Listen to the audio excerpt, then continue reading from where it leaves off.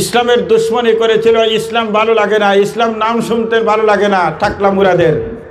সে ছিল তথ্য প্রতিমন্ত্রী, আমার দেশের গণপ্রজাতন্ত্রী বাংলাদেশের তথ্য প্রতিমন্ত্রী ছিল এই 4 থেকে 5 দিন আগ পর্যন্ত।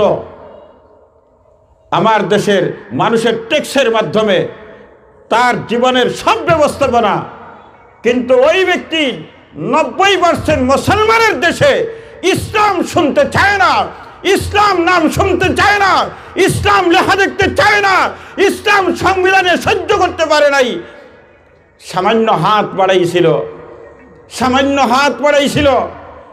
আমার আল্লাহ বলেন, এই জমিন তো আমার, এই আসমান তো আমার, এই পৃথিবী তো আমার, তুই আমার ইসলাম সহ্য করতে পারস নাই, আমার জমিনে তোর ঠাঁই নাই, তুই চাইছ ক্যানাডা, যা ক্যানাডা, ক্যানাডার জমিন তোর জমিনের মালিক তো আমি আল্লাহ।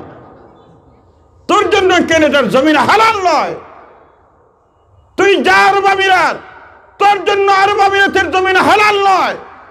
তুই বাংলাদেশে ঘুরে আয়, বাংলাদেশের জমিন তো তোর নয়, বাংলাদেশের জমিনের মালিক আমি আল্লাহ। তুই শিক্ষা গ্রহণ কর তাসলিমা থেকে। বাংলাদেশের জন্ম তাসলিমা রাশি, কিন্তু এই 56,000 বর্গ মাইলে তার টাই হয় নাই, দুনিয়ার কোথাও টাই হয় নাই। হিন্দুস্তানে টাই হয়েছে কিসের বিনিময়? জুতা ভিটার মাধ্যমে। আল্লাহ তাআলা জুতা ভিটাইয়া দুনিয়ার মানুষকে দেখাইছেন, দেখো আমার কোরআনের সাথে ঘষাঘষি করবা, আমার নবীর সাথে ঘষাঘষি করবা, আমার নবীর সুন্নতের সাথে ঘষাঘষি করবা, উলামায়ে হক্কানির সাথে ঘষাঘষি করবা। এই পৃথিবীর মালিক আমি আল্লাহ। পৃথিবীতে কোথাও টাই হবে না, যদি টাই হয় জুতার বাড়ি হওয়াইয়া টাই হবে। নেতৃত্ব খুঁজে আনা যায় না।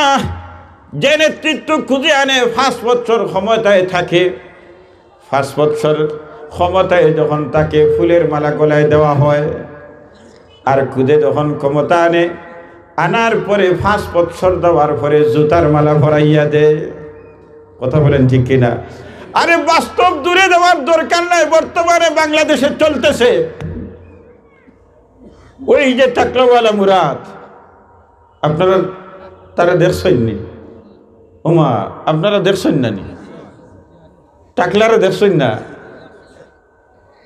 বুঝা যায় আপনারা বড় নীরব একটা এলাকার মাঝে আছে। এমন কতদিন থাকবে, এমন কতদিন থাকবে?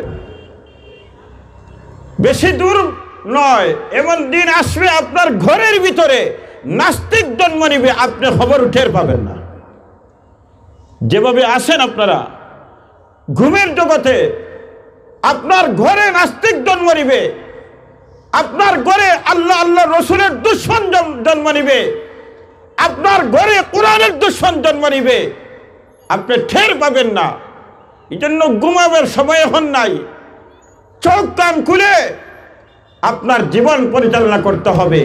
কে আপনার দুশ্মন আর কে আপনার বন্ধু, কে আল্লাহর দুশ্মন, কে আল্লাহর বন্ধু, সব পরিষ্কার পরিচ্ছন্ন ভাবে আপনার কাছে থাকতে হবে।